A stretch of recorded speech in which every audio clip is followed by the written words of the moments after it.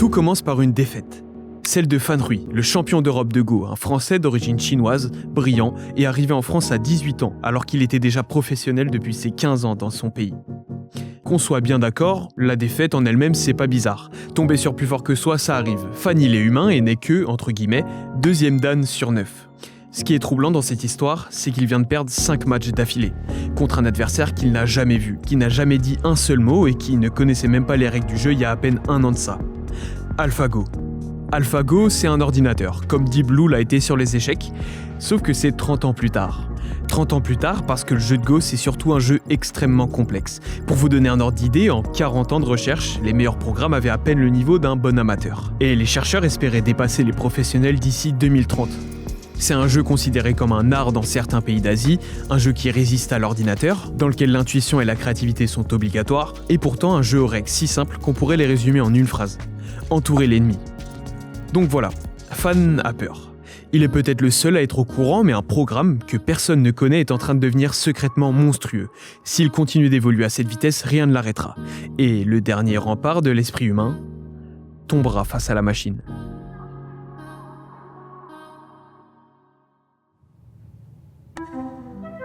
Ok, bienvenue en Angleterre. Étonnamment, pour aller chercher l'origine de ce monstre, on part pas en Asie, là où est écrit le Go. On part à Londres, parce que quelque part par là, il y a une idée qui est en train de naître chez un jeune garçon. Dans sa maison, son père et son oncle jouent aux échecs. Lui, il est frustré de pas comprendre ce qui se passe sur la table. Alors, il empile des coussins et il monte dessus pour être à leur hauteur. Rien que ça impressionne son père. Alors, pour rire, il le laisse jouer une partie. Lui, il comprend rien, évidemment, il perd, il se fait même écraser. Mais il a retenu 2 choses. Déjà, il a pu vaguement comprendre les règles du jeu. Mais surtout, il sait qu'il déteste perdre. Donc, il commence à s'entraîner tous les jours. Petit à petit, son père et son oncle s'étonnent de ses progrès. Puis, rien qu'un an après ce match, il est déjà capable de gagner contre les 2. Sauf que j'ai oublié de vous dire quelque chose. À ce moment-là, cet enfant, il a que 5 ans. Donc, on peut parfois avoir le mot génie facile, mais celui-là, c'est un prodige. Il est vif, passionné et surtout complètement obsédé par l'intelligence. Les échecs, c'était que la porte d'entrée. Depuis, il est devenu quasi professionnel. Il a pu s'acheter ses propres affaires avec l'argent des tournois, dont, par exemple, un ordinateur pour ses 8 ans. Et avec un ordinateur, quand on n'a plus vraiment d'adversaires à affronter, on peut les créer soi-même. C'est d'ailleurs ce qu'il va tenter. D'abord sur les échecs informatiques, mais le niveau de programmation rien que pour créer le jeu il est beaucoup trop haut. Alors il va se pencher sur l'Othello. C'est un jeu avec des pions, noirs ou blancs, qu'on peut retourner pour enfermer ceux de l'ennemi entre les siens. C'est parfait pour une machine. Alors il lit, il s'informe, on sait pas trop combien de temps ça a pris, mais au final, il a un adversaire. L'ordinateur comprend les règles, il utilise des stratégies, il étonne parfois notre nouveau génie de l'informatique qui finit quand même par gagner, puis vient le test final. Est-ce que son programme peut battre un humain ? De préférence pas trop fort, genre son petit frère. Et le pire, c'est que ça marche. Et là, il a son idée. Ce moment pour lui, il est très fort.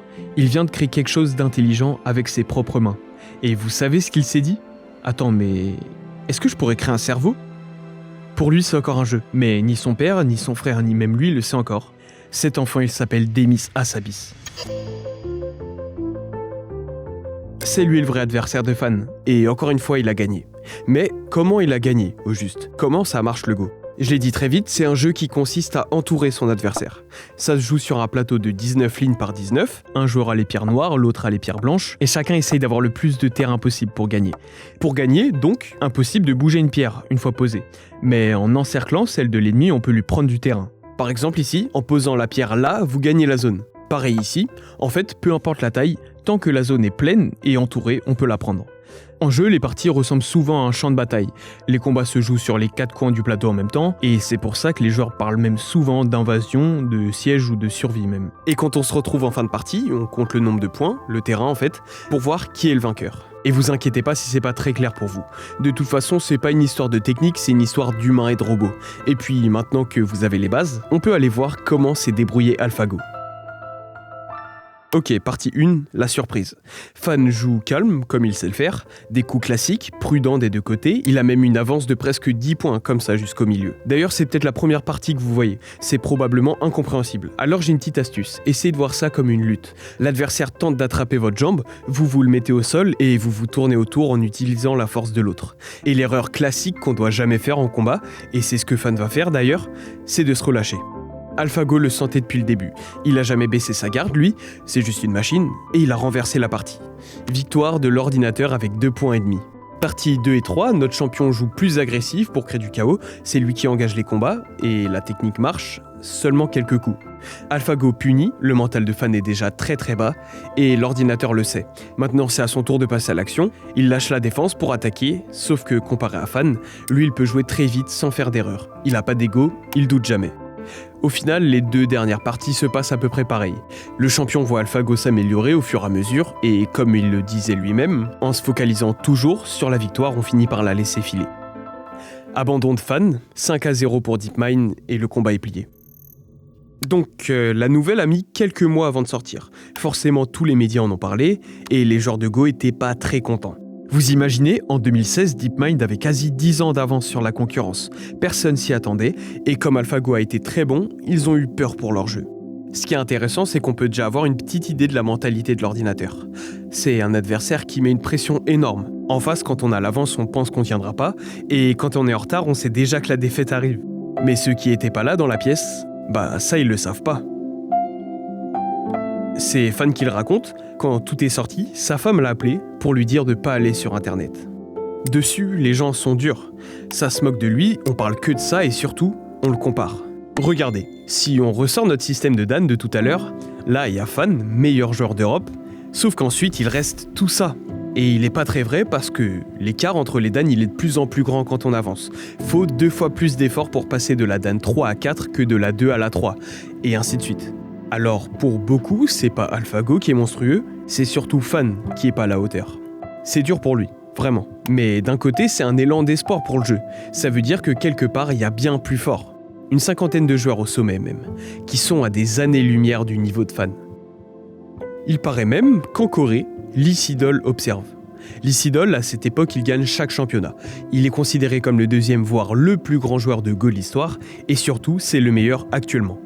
Il a vu les matchs, il a tout regardé et il est étonné.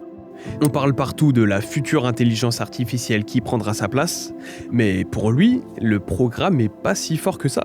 Et il va même plus loin, il est sûr de pouvoir gagner, d'être un genre de héros qui peut sauver l'humanité, et il est sur le point d'avoir une chance de le prouver. Pourtant, le plus grand problème de Lee, ça a toujours été sa confiance en lui. À partir de ses 5 ans, il apprend le Go avec son père, un joueur très fort. Et à ses 9 ans, il le bat déjà, et peut donc, comme il s'était promis, aller dans une école sur le continent. Parce que Lee vient pas directement de Corée, mais de cette toute petite île, là. Du coup, à Séoul, il a gagné le joli surnom de garçon de l'île. C'est dans son école qu'il va apprendre le jeu. C'est un endroit qui a accueilli la plupart des champions du pays, ça respire le Go. Là-bas, il est le plus petit, le plus jeune aussi, mais il s'est toujours dit que tant qu'il sera fort au Go, il pourra battre même les plus grands. Donc son problème, c'est pas qu'il manque de confiance en lui, c'est qu'il en a beaucoup trop. C'est un rebelle. Au Go, on dit souvent que la manière de jouer, ça reflète la personnalité du joueur. Et pour Lee Sedol, ça voulait dire inventer des coups, être agressif, et qu'avant même de gagner, il fallait être impressionnant. Et visiblement, sa façon de voir le Go, ça a plutôt bien marché. À 12 ans, il devient professionnel, le 4e plus jeune coréen pro de l'histoire. Au début, c'est difficile forcément. Il y a beaucoup plus d'enjeux et de stress, il manque évidemment d'expérience et il perd. Il y a un journaliste coréen qui se rappelle, même une vingtaine d'années après, d'une fois où Lee a fini 2e en national et qu'il a arrêté de manger. 2e du pays, c'est exceptionnel. Il y a des gens qui s'entraînent toute leur vie et qui arriveront jamais, mais pour lui, c'est déjà une défaite. Heureusement, au final, il lui faut seulement 5 ans pour gagner un tournoi en 2000, à 16 ans. Et après cette victoire, c'est le début de sa domination. Il a un nouveau surnom, l'enfant invincible maintenant, parce que même en étant si jeune, ça fait 32 matchs qu'il a pas perdu depuis le tournoi. Et quand je vous dis qu'il est trop confiant et rebelle, jusqu'en 2003, il a stagné à la 3e dan, parce qu'il avait la flemme de faire les matchs de classement. Normalement, c'est obligatoire de passer un test qui te dit que tu peux passer au niveau ou pas. Et pourtant, cette année, il va passer 6e dan. Pourquoi ? Parce qu'il a gagné son premier titre mondial à 20 ans, et qu'évidemment à ce niveau-là, il a montré qu'il était déjà au sommet.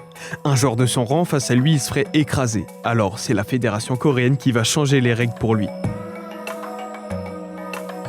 C'est pendant ce match qu'il a battu Lee Chang-go, le joueur considéré comme la plus grande légende du Go, et ça a rebattu les cartes. Des journalistes ont même pu parler aux deux d'un coup après ça, et ils leur ont posé la question la plus classique, c'est qui le meilleur joueur du monde maintenant ? Chang-go a dit un truc comme « De par le monde, il y a de nombreux bons joueurs, alors c'est difficile », et Lee Sedol a juste répondu « Moi ». Donc il y a de quoi être confiant avec un talent pareil. Et évidemment, au-delà de ça, il est très sérieux, respectueux. Je vais pas refaire toute sa vie, mais la même année, il a gagné 2 autres tournois mondiaux. Cette fois, il est passé 9e dan direct, puis alors qu'il était au sommet, il a pris une pause d'1 an avant de revenir, parce que, et ça change pas, il s'est embrouillé avec la fédération de Go. Pourtant, quand on voit son histoire, il n'y a rien qui le relie à DeepMind. À Demis, c'est même juste à la technologie. Lee, il est loin de tout ça. Son jeu, c'est son art. Il parle pas un mot d'anglais, mais c'est l'adversaire parfait pour montrer qu'AlphaGo est supérieur. Tous les opposent, et du coup, c'est Demis lui-même qui va entrer en contact avec lui. Les deux vont échanger, Lee va lui demander en rigolant si AlphaGo s'est vraiment amélioré depuis le temps. Un petit peu. En tout cas, c'est confirmé. En avril 2016, Lee Sedol représentera l'homme face à l'ordinateur. Et c'est comme ça que commence l'entraînement final. Pour Lee, on sait pas trop ce qu'il a fait. Il a dû revoir les parties de fans en boucle et a continué à jouer, mais pour AlphaGo, ça a été intense. Bon, plus que tout, le Go, c'est un jeu d'intuition. Un humain jouera un coup parce qu'il l'aura senti, parce que la forme lui parle, souvent en se rappelant des anciennes parties à une action qui avait pas marché ou qui avait marché. Mais pour une machine, évidemment, c'est plus compliqué. Elle fonctionne pas comme ça, elle connaît pas l'intuition. Alors pour essayer de faire jouer une machine à notre jeu, on peut choisir 2 grandes routes. La première d'abord, c'est l'algorithme. L'idée c'est de calculer comment gagner. Donc ici, regardez le plus de coups possible. On explore chaque coup, puis chaque réponse possible, puis chaque suite imaginable, et on regarde les chemins qui augmentent nos chances de victoire. À la fin, on arrive à trouver les meilleurs chemins pour chaque situation, et on peut techniquement plus perdre. C'est comme ça qu'on peut résoudre des jeux comme le morpion ou les dames, parce qu'il n'y a pas beaucoup de parties différentes possibles. Le problème, c'est qu'au Go, il y a beaucoup trop de parties possibles justement.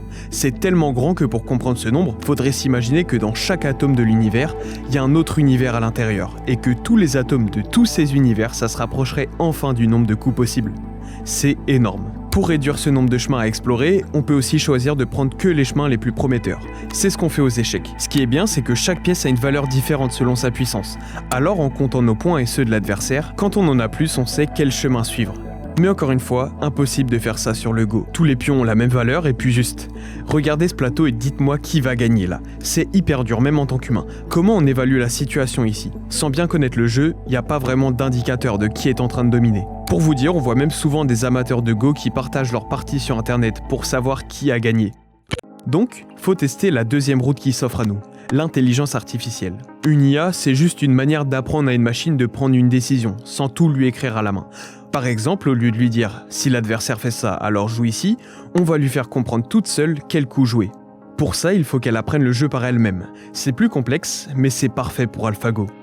Ce qui est bien, c'est que les jeux, ça se prête très bien à l'apprentissage. Quand l'IA gagne, elle a une récompense, c'est son but. Quand elle perd, elle doit retenir pour gagner la prochaine fois. Pour ça, on lui montre d'abord des millions de parties de très bons joueurs.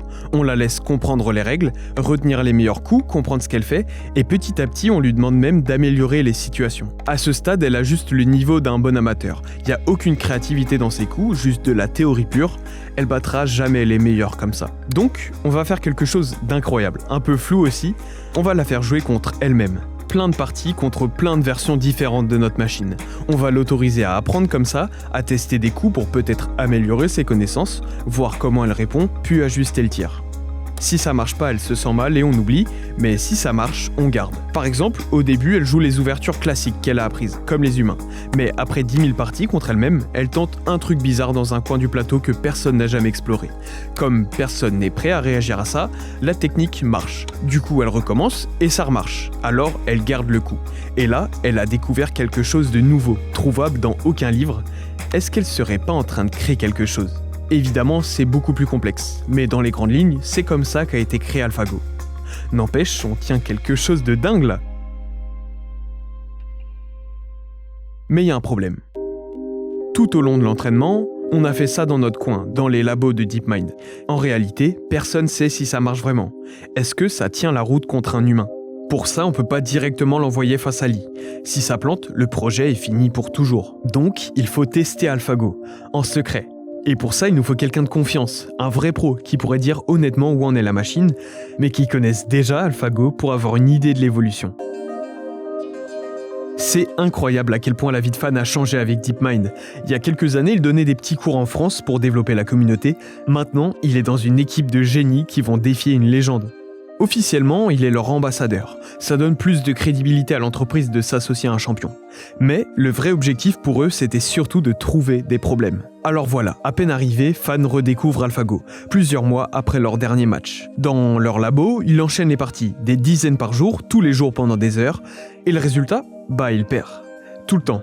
Même en ayant déjà vu le style de jeu de l'ordinateur, même sans la pression des premiers matchs ou en connaissant déjà sa mentalité, il a plus aucune chance. AlphaGo est bien meilleur, légèrement différent aussi, parce que dans tous ces tests, Fan remarque un truc. Bon, d'un côté, il y a énormément de points où la machine est impressionnante. Ça joue très solide, très rapide, très juste, dans la grande majorité des cas. Mais dans l'autre toute petite partie de ces cas, Fan a trouvé un problème. C'est un problème assez grave pour inquiéter toute l'équipe derrière AlphaGo, même Demis. Mais c'est d'autant plus dérangeant que je peux pas vous en parler pour le moment.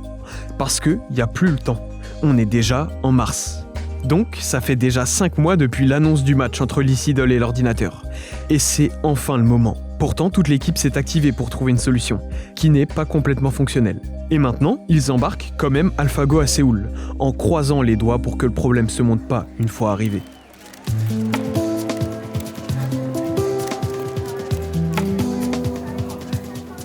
Nous voilà le 9 mars 2016, à Séoul, dans un hôtel de luxe. C'est ici que va se jouer, pendant 5 jours, les 5 matchs de l'e-Seedle contre AlphaGo. D'un côté, toute la presse est là, occidentaux, chinois, coréens, tout le monde derrière leur champion. C'est la première fois qu'une partie de Go est autant diffusée dans le monde. Il y a environ 200 millions de personnes derrière leur télé pour l'occasion. Et quasiment 100% des gens sont confiants, qu'ils connaissent ou pas, Lee va gagner, tout le monde en est sûr. D'ailleurs, quelques semaines avant le match, Lee a remporté le plus grand tournoi de Corée. Il est au top de sa forme. Les seuls à penser l'inverse, ils sont de l'autre côté, dans une pièce pleine d'écrans, face au reste du monde. Toute l'équipe de DeepMind s'inquiète. Est-ce que l'ordinateur fonctionnera ? Est-ce que la connexion jusqu'au serveur à l'autre bout du monde tiendra ? Et le problème que Fan avait trouvé sur AlphaGo, est-ce qu'il se montrera ? En tout cas, s'il y a une chose qui est sûre, c'est que peu de joueurs de Go ont déjà vécu ce qui arrive. Tout est prêt, AlphaGo attend calmement son adversaire, Fan Rui, l'arbitre des matchs d'ailleurs, se retrouve coincé entre l'humanité et la machine, et l'e-Seedle entre dans la pièce. Et la salle est quasi vide, comparée à la foule dehors et dans tout l'hôtel, l'ambiance dans cette pièce est très très lourde.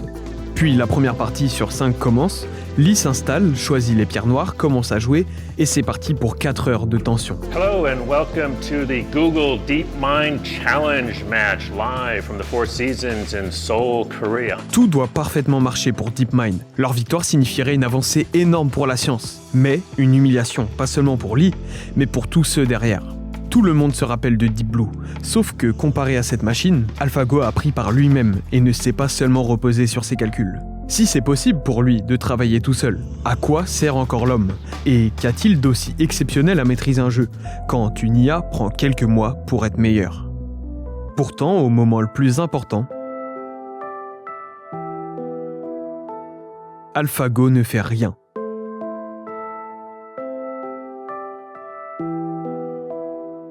Pendant 1 minute 30.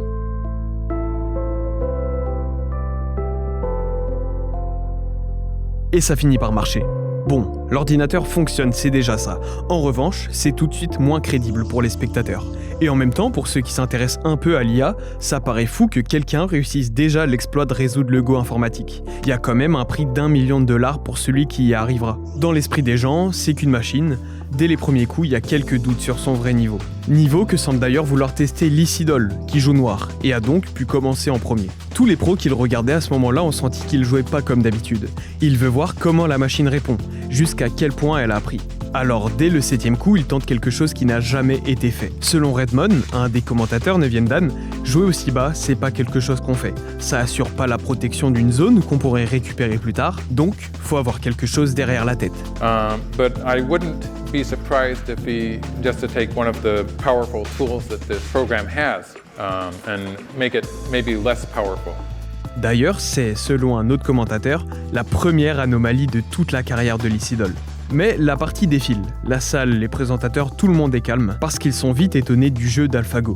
L'ordinateur répond calmement, et plus ça avance, plus on se rend compte que finalement, il tient le coup. Même face aux attaques de Lee, qui continue de tenter des trucs, la défense est là. C'est extrêmement perturbant. Lee, qui adore créer, se retrouve face à quelqu'un qui ne répond pas, qui attend simplement une erreur pour contrer. C'est long. Et c'est d'autant plus perturbant que personne ne lui trouve ni de qualité ni de défaut. Juste, il joue son jeu pratiquement à la perfection. AlphaGo plays very well. Yeah? Yeah, it's like a top professional. Just like a top professional. Pourtant, notre champion reste un peu devant. Rien de bien grand, mais suffisamment pour avoir une chance de gagner. Pourquoi AlphaGo ne tente rien alors qu'il va peut-être perdre ? Pour ça, il y a deux explications possibles. Une qui est logique, ça serait que Lee est encore au-dessus de la machine, ou une autre, bien plus effrayante, personne ne comprendrait ce qu'elle fait. Et si pour elle, tout était calculé ? Finalement, la partie est très serrée. On voit sur le visage de Lee énormément de tension, et si jusque-là les deux avaient une chance de gagner, tout doucement, l'avantage glisse vers AlphaGo. C'est impossible pour un humain de jouer une partie parfaite. Il y a toujours une fissure quelque part sur le plateau. Et à la première inattention, ça craque. AlphaGo tente une invasion, Lee est sous le choc, ce coup est exceptionnel. Il réfléchit plus de 10 minutes, fait une première erreur en manquant de la contrer, puis ses coups sont jugés douteux et perdants. Et déjà 50 coups avant la fin de la partie, la victoire lui file entre les doigts. Lee sait que c'est fini pour la première manche, mais il continue de jouer. Il refuse d'accepter que ça soit déjà terminé. Finalement, il abandonne, et après ça, il repose des pierres sur le plateau, comme s'il rejouait des scénarios pour comprendre sa défaite. Il est perdu. Donc évidemment, personne ne l'a vu venir. Il n'y a qu'à voir la réaction des commentateurs pour comprendre le choc de la situation. Fan Rui, qui doit rester neutre, raconte qu'à ce moment-là, sa seule envie c'était d'aller réconforter Lee en le voyant seul face au plateau après l'abandon, sans personne pour l'aider à comprendre qu'est-ce qu'il vient de se passer. Garry Kasparov lui-même a envoyé un message de soutien à Lee, et rien qu'en Corée, après ce premier jour, il y a eu plus de 3000 articles sur la défaite. Mais après cette petite période de choc, le champion s'est rendu compte que son coup d'ouverture, assez original, c'était en fait une grosse erreur qui l'a suivi jusqu'à la fin de la partie. Sans ce fardeau, peut-être que la partie aurait pu être différente. Parce qu'AlphaGo aussi a fait des erreurs. Il a l'air d'avoir parfois du mal à visualiser le plateau en entier et pas juste une partie. Ce que Lee permettra de montrer à Aja, l'ingénieur responsable de la machine. Et si on combine ça avec la surprise qu'a ressenti Lee, sous-estimant l'avancée de l'IA, et à qui ça pourra pas arriver 2 fois logiquement, qui sait ce que la deuxième partie va donner ?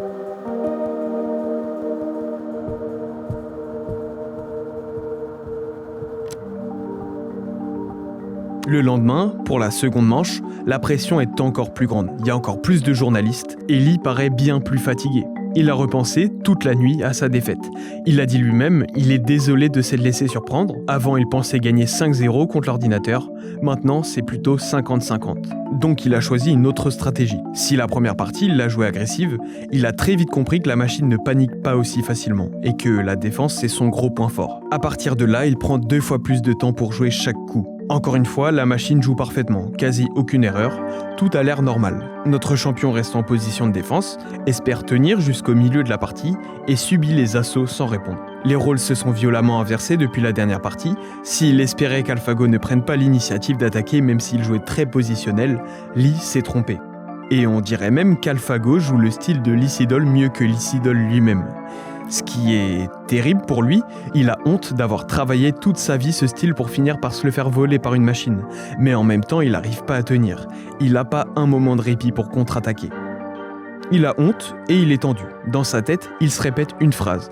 Peu importe ce que je tente, la machine l'a déjà compris. D'ailleurs, après son 36e coup, très tendu par la partie, Lee quitte la salle. En fait, il parfumait, mais le temps défile, c'est au tour d'AlphaGo de jouer, et très vite, comme s'il essayait de briser son adversaire, il sort le 37e coup. 가장 충격적인 수 같은데요. 와, 이건 정말 충격적입니다. Un coup à l'épaule, un coup en diagonale qui menace même pas les pierres adverses, trop haut selon les pros, trop tôt pour les commentateurs. Il paraît perdu au milieu du plateau. C'est un coup jugé mauvais, traditionnellement interdit, qui peut même donner des points à l'ennemi. Pourtant, en revenant de sa pause, Lee sourit par réflexe, puis se fige. Il en parlera, AlphaGo a su se montrer créatif. Si en moyenne Lee joue ses coups en 1 à 2 minutes, là, il en a pris 15. Un quart d'heure pour réfléchir, sur un mauvais coup, que certains pensaient être un bug, parce que Lee sent que quelque chose ne va pas. Je vous explique, en gros, c'est souvent proche des bords qu'on va réussir à récupérer du territoire, car le centre en fait c'est bien plus vaste et les attaques arrivent de partout. Donc jouer au milieu, c'est laisser son adversaire capturer les bords, et à moins d'avoir une vision globale excellente, mieux vaut pas jouer aussi haut. Donc, c'est même très mauvais pour la suite, parce que si depuis le début AlphaGo jouait des coups très classiques et défendait juste, là, il vient de faire devant 300 millions de spectateurs, un coup qu'aucun humain n'aurait fait. Du côté DeepMind, les stats disent aussi que le coup est plutôt mauvais. Il avait seulement 0,01% de chance d'être joué par un humain. AlphaGo le sait, mais les chances de victoire n'ont pas bougé. Et les ingénieurs ont confiance. Si le cœur de la machine sait que le coup est jouable, c'est qu'elle l'a déjà fait, et que ça a déjà marché. La preuve, en avançant dans la partie, Lee ne réussit pas à prendre l'avantage. Tout le monde se rend compte que le coup était bien plus profond, beaucoup plus créatif qu'on le pensait. So difficult to understand this move. I mean, it's definitely not normal. Des dizaines et des dizaines de coups plus tard, Fan analysera ce coup et dira que grâce à cette petite pierre, toutes les pierres jouées après travaillent ensemble et se connectent. C'était un coup brillant, que Redmond décrira de beauté créative. Un coup faible qui prend son sens beaucoup plus tard, qui respecte pas les théories et qu'AlphaGo va se permettre de refaire plusieurs fois dans la partie. À chaque fois c'est le même schéma, la machine fait une erreur, les pros rigolent un peu, puis ils comprennent que c'était juste pas une erreur. Les humains cherchent à écraser l'adversaire pour gagner dans un jeu, c'est naturel. La machine, elle, voit bien, même à un point près, qui gagne, alors pas besoin de forcer. Il suffit de jouer les coups qui mettent en danger le moins possible, les coups les moins risqués, quitte à sacrifier quelques points d'avance pour garder l'avantage. Han Yoon-gil, un autre commentateur, dira que quand AlphaGo joue un coup que l'on trouve faible, nous pensons que c'est une erreur, mais nous devrions plutôt voir ça comme une déclaration de victoire. What are you thinking about? You look lost in thought. I feel very nervous. Yeah?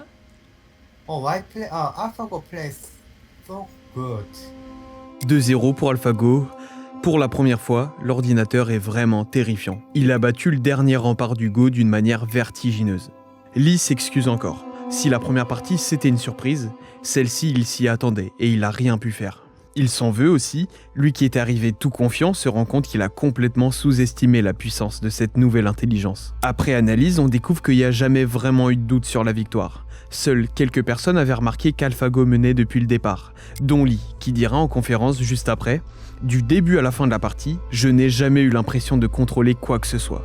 C'est la première fois qu'il dit ça, et quand on lui demandera quelles sont les faiblesses de l'ordinateur, il sourira. Il a perdu justement car il les a toujours pas trouvées. » À cet instant, Lee Sedol se retrouve dos au mur. Même s'il reste 3 parties, la prochaine est en fait sa dernière chance de pas perdre le tournoi. Il a plus le droit à l'erreur, mais tout laisse à croire qu'il a aucune chance. Et pour la première fois depuis le début, les gens commencent à croire en la défaite de leur champion.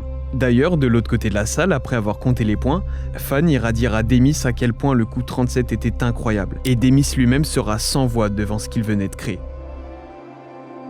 Après avoir encaissé la défaite, Lee passe une nuit blanche avec plusieurs pros pour mettre au point une stratégie, parce que quand même, il refuse de perdre. Ça lui redonne un peu espoir, et ensemble, ils identifient quelques pistes.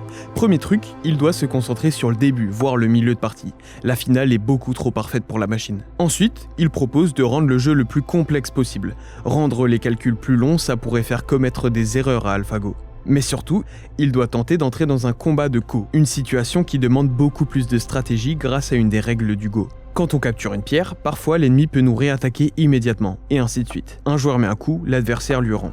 La règle du Go, ça empêche cette boucle en laissant un tour de plus avant de pouvoir répondre sur cette position, et elle a longtemps été impossible à maîtriser pour les programmes de Go. Donc, il n'y a plus qu'à voir si ça marche.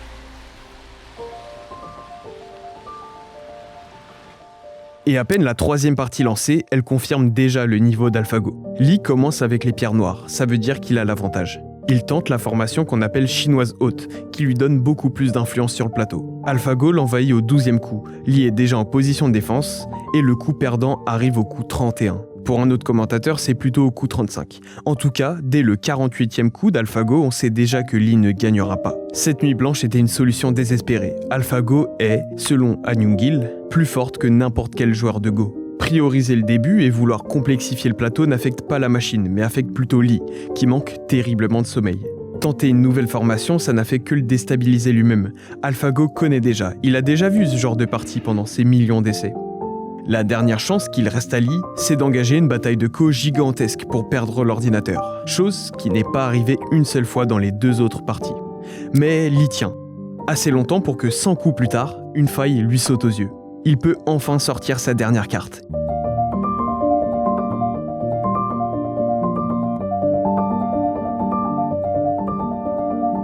Une bataille énorme éclate dans le bas du plateau, c'est sûr que ça va marcher. Lee connaît bien cette situation, mais AlphaGo aussi, apparemment. L'ordinateur tient le coup, en plein combat il prend même le temps de jouer ailleurs et d'oublier pendant un instant la bataille de Ko, sachant que la partie est de toute façon gagnée pour lui. Tous les espoirs d'une victoire humaine s'effondrent. C'est fini, la machine est déjà au sommet. Pour reprendre les mots d'An Young-il encore, AlphaGo a gagné de façon si convaincante qu'il a dissipé tout doute sur sa force et sa créativité. Il a si bien joué que c'en était presque effrayant. Alors Lee se sent obligé de prendre la parole. En entrant, la salle est silencieuse. Les journalistes ressentent la peur qu'a dégagé ces matchs, et lui, qui n'a jamais eu de mal à trouver ses mots, semble sonner. Dans un long discours, il demande pardon à tout son pays. Il s'excuse d'avoir été si faible et d'avoir déçu du monde. Il n'a rien pu faire. C'est un sentiment qu'il vient tout juste de découvrir. 어떻게 보면 우리의 패배는 이세돌이 패배한 거지 인간이 패배한 것은 아니지 않나 그렇게 생각을 한번 해보겠습니다. C'est une phrase un peu bizarre à entendre de sa bouche, mais c'est peut-être la seule façon qu'il a trouvé de tenir debout. De se dire que tout ça, c'est son problème à lui, pas celui de tout le monde. Que l'humanité, elle, peut encore respirer. Vous imaginez le poids sur ses épaules ? Et dans toute sa carrière, il en a eu des moments difficiles. On raconte qu'à la fin du match contre Lee Chang-ho, sa première grande victoire, il s'est littéralement effondré de fatigue. Pourtant, il n'a jamais ressenti autant de pression que devant cette machine. Et l'ambiance est floue, triste évidemment, mais pas hostile. Personne ne lui en veut dans la salle. Il a fait ce qu'il pouvait, après tout c'est qu'un homme. C'est une bonne leçon d'humilité. Il y a même une développeuse d'AlphaGo qui confiera plus tard que voir Lee dans cet état, ça lui a fait douter de ce qu'il venait de construire. Mais pour les fans d'IA, c'est un des plus grands moments de leur histoire. Ces victoires prouvent que la piste de l'apprentissage automatique fonctionne, et qu'on peut s'attendre à des progrès énormes après ça. Sauf que l'Isidol reste quand même l'Isidol. Il reste encore 2 parties, et quelque chose dans ce match l'a changé. Le challenge que représente AlphaGo, ça l'a poussé jusqu'à ses limites. Mais bizarrement, perdre, ça lui a fait du bien. Pour la première fois depuis le début, il n'a plus rien à perdre. Il a déjà perdu ses matchs. Cette nuit-là, il réussit enfin à dormir. Paraît même que le lendemain matin, sa femme a essayé de le réveiller pour se préparer et qu'il aurait répondu dans son sommeil qu'il irait manger avec Aja Wang, l'ingénieur de DeepMind qui pose les pierres pour AlphaGo. Pendant les matchs, il a jamais laissé échapper une émotion pour pas perturber le champion. Il s'est jamais levé et n'a même pas bu un verre d'eau. He creates a robot look like a real human. Yes, it's very strong. Aja is very good. Maybe you never know. You never see the Aja go to toilet. He's still there, so he's so strong. Puis la 4e partie commence, et déjà la première anomalie. Les 11 premiers coups sont parfaitement identiques à la partie 2. La question c'est, est-ce que ça va se passer pareil ? La lutte est acharnée, ça se tourne autour, ça tend des pièges, mais aucun des deux ne tombe dedans. Lee joue différemment, des coups brillants, et installe sa stratégie sur le terrain. On appelle ça une hamachi. Il offre à AlphaGo le centre du terrain pour se concentrer sur les bords et les coins. C'est du tout ou rien, ça rend la partie beaucoup plus complexe. S'il arrive à forcer ça, il a une chance. Sinon, il est cerné. Il arrive à amener la machine dans son jeu, mais elle garde toujours son avantage. Puis, au coup 78, Lee aperçoit quelque chose. Quelque part dans la machine, une erreur attend. C'est cette erreur que Fan avait trouvée il y a quelques mois et qui n'avait pas pu être totalement réglée. Ce jour-là, il a joué un coup totalement inattendu, inconnu de la mémoire d'AlphaGo, un coup qu'aucun humain n'aurait joué. Et là, quand AlphaGo a fait face à ce coup inhabituel, il a perdu le fil de la partie. Il s'est mis à jouer des coups complètement irrationnels, croyant qu'il avait l'avantage alors qu'il était en train de perdre. L'équipe de DeepMind a qualifié ça de lump state, une impasse. Ça veut dire que quand AlphaGo rentre dedans, il a aucune chance de gagner. Lee ne connaît pas ce bug, mais naturellement, il a quelque chose de différent. Il suffit simplement qu'il joue comme il sait le faire. Alors il voit la faille, et il attaque. Oh, he found the wedge. Oh yeah. 먼저 끼워갔어요. 그게 뭔가 느낌이 좀 있는 수예요. Look at that move. That's an exciting move. Imaginez qu'AlphaGo a construit 2 murailles massives au centre du plateau, avec un grand espace potentiel entre les deux. Le coup que Lee vient de faire, c'est comme taper exactement entre les 2 murs, menaçant de faire écrouler les deux d'un coup. L'analyse de l'ordinateur annonce qu'un champion sur 10 000 aurait joué ce coup, 0,01%. Exactement le même qu'AlphaGo au coup 37 un peu plus tôt. Aucun commentateur n'avait vu ça, peut-être parce que tout le monde était découragé, mais personne ne voyait une chance pour Lee de gagner avant ce coup. Très vite on l'appelle la main de Dieu, le coup divin sorti de nulle part. C'était une des seules cases sur les 360 qui provoquait pas la défaite. Et la réponse d'AlphaGo est mauvaise. Il croit encore qu'il est devant, donc il s'inquiète pas. Et quand il se rend enfin compte de la situation, c'est déjà fini. Le reste va de soi. L'équipe de DeepMind panique. Ils savent très bien où va l'ordinateur. Après le coup de l'Isidol, il y avait tellement de positions à recalculer qu'il s'est perdu tout seul. Les courbes chutent, 50% de chance de gagner, 30%, 18%. Demis réagit et tweet en direct sur ce qu'il est en train de se passer. Arrivé sous les 20% de chance de victoire, AlphaGo est programmé pour abandonner. Voilà, c'est fait. L'homme vient de battre la machine, 1-3. Et la victoire de cette 4e partie est d'autant plus belle qu'elle arrive après que tous les espoirs se soient envolés. Les gens pensaient que Lee était détruit, la presse voyait déjà l'IA dominer le monde, mais il s'est pas laissé faire. S'il avait gagné la première partie puis perdu toutes les autres, on aurait pensé à un coup de chance. Là, c'est un exploit.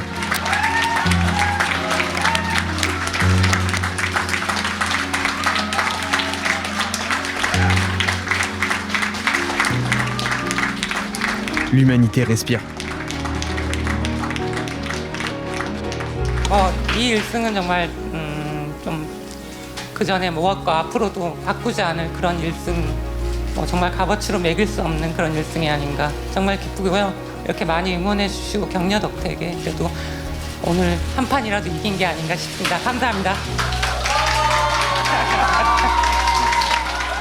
La dernière partie finira au bout de 5 heures. C'est la partie la plus serrée. Si on enlève la partie 4, c'est celle où Lee a le mieux joué. Mais ça n'a pas suffi. AlphaGo a retrouvé ses coups étranges, paresseux mais qui se révèlent décisifs des dizaines de tours plus tard. Après avoir tout tenté, au coup 280 quand même, Lee abandonne. Il a fait de son mieux, ça a pas suffi, il aurait pas pu aller plus loin que ça. L'écart de score est de 2,5 points. C'est frustrant, mais cette fois il a aucun regret. Le principe d'un coup exceptionnel, c'est que ça arrive pas 2 fois. Sa victoire lui suffit largement. Comme il l'a dit, c'est la victoire la plus chère à ses yeux de toute sa carrière de joueur. Et c'est ce que tout le monde retiendra. Ça fait rien, une victoire, c'est déjà suffisant. Cette fois-ci, Lee accepte. Score final de 4-1 pour l'IA. Mais cette histoire s'arrête pas là. Si cette histoire est belle et même un peu triste, elle soulève quelque chose de beaucoup plus flou. L'IA était déjà forte avant ce match, et encore plus aujourd'hui, littéralement imbattable. Ça s'est passé comme ça aux échecs, c'est maintenant le cas au Go et c'est en train d'arriver sur des trucs comme le poker aujourd'hui. Et pourtant, ces IA font des erreurs, elles se trompent, elles sont pas du tout infaillibles. D'ailleurs, après AlphaGo, on a vu naître une grosse communauté de tournois exclusivement entre IA. Il y a des gagnants et des perdants, et si une est meilleure que l'autre, ça veut bien dire que quelque part, il y a des erreurs. Du coup, est-ce qu'on peut vraiment les trouver intelligentes ? Il y a pas mal de choses qui se trompent jamais. Par exemple, un thermomètre. Un thermomètre, ça montre juste quelle température il fait autour de lui. Mais est-ce qu'on irait jusqu'à dire que c'est intelligent ?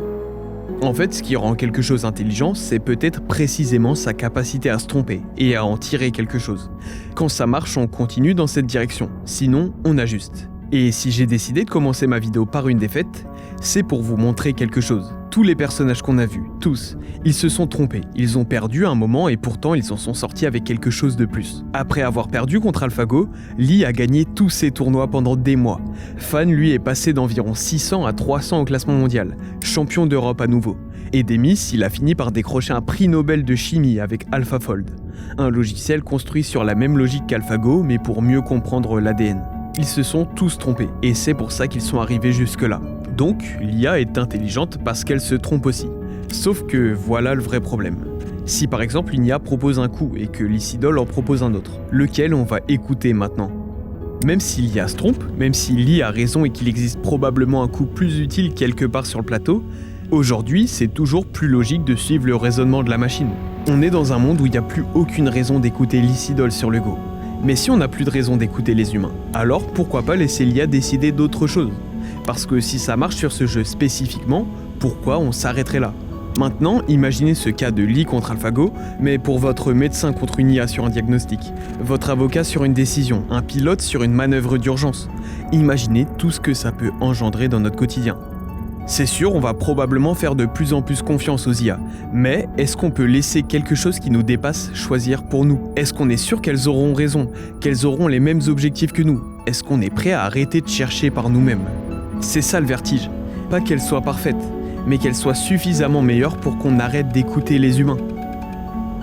Est-ce qu'on est prêt à ça ?